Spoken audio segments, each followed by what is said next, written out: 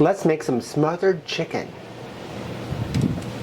with some gravy. All right, we're going to start off here with our mixture here. In our skillet over here, we have half a cup of vegetable oil that we are heating. You want to make sure your skillet is large enough so that way your chicken has room to move around the skillet. In this pie dish here, we're going to add half a cup of all-purpose flour.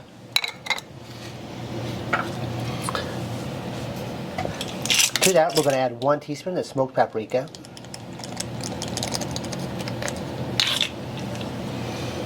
1 teaspoon of garlic powder.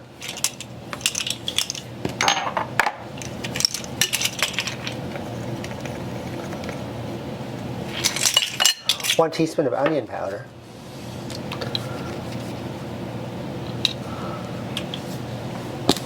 1 teaspoon of black pepper. Half a teaspoon of our cayenne pepper.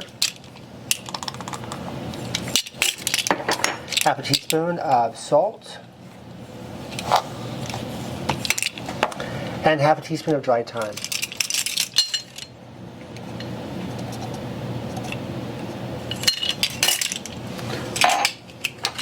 We're going to mix that together real fast.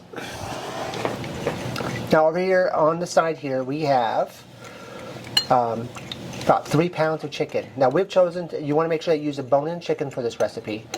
We've chosen to use these large chicken bone-in chicken breasts. If you want to use bone-in chicken thighs or chicken legs, you can do that. That will work as well. We're going to take our chicken, we're going to coat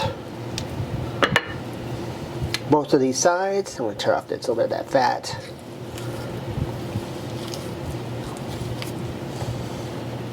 But I want to leave some. That's flavor. Once we get it coated really well, we're going to stick it here in our pan with our hot oil, and then we're going to cook it roughly 4 or 5 minutes on each side.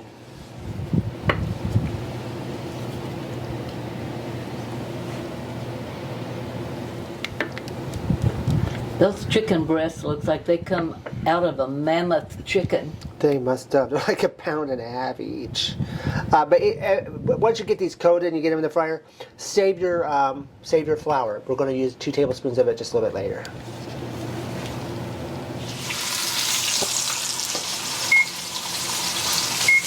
The chicken brown.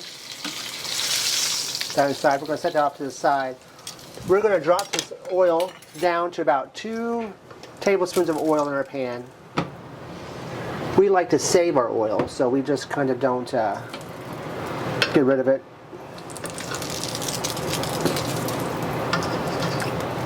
Save it for use later, especially your bacon fat. All right. Now we're going to add 1 onion that we've cut in half, and then we've just made these nice little slices. We're going to stick that in our oil, and we're going to cook this. Probably we're going to turn it down to like a medium low. We want to caramelize these onions. That'll take about 10 to 15 minutes. All right, we've got that in there. It didn't take that long, actually.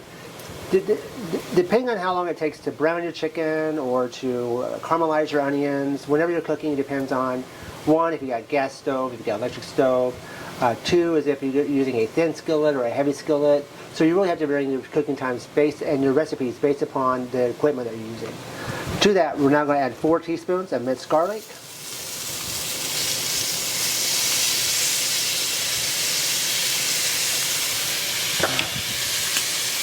Just going to kind of stir that around. We'll cook that for a few seconds.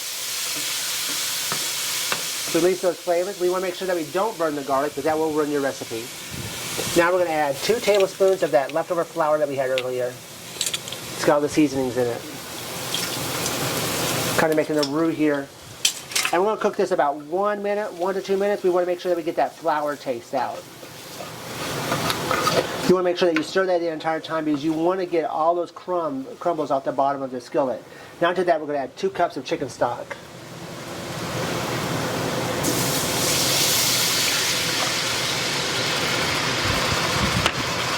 Kind of squish it around to glaze it.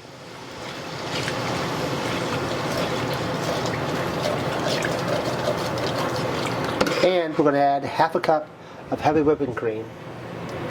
You know us, we have to have heavy whipping cream in a lot of our recipes. Just gives it a nice richness.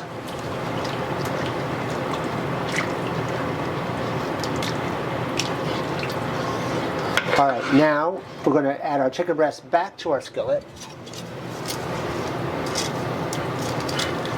Depending on the size of chicken that you use, is going to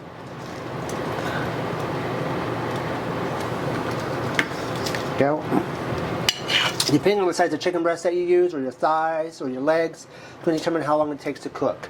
But it should vary anywhere between 50 minutes to an hour. You want to make sure that the internal temperature of your chicken next to the bone is 165 degrees. We're going to place the lid back on our chicken pan and we're going to cook it.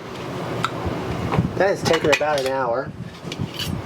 I'm going to take these chicken breasts out. We've already temped them to make sure that they are proper temperature. Set that there. Now, to this, we're going to add 2 tablespoons of butter. That's just going to help make that sauce just a little bit more richer. We're just going to melt that down real quick. All right, our butter is incorporated. We're just now going to pour this delicious gravy over our chicken. It's got a ton of flavor.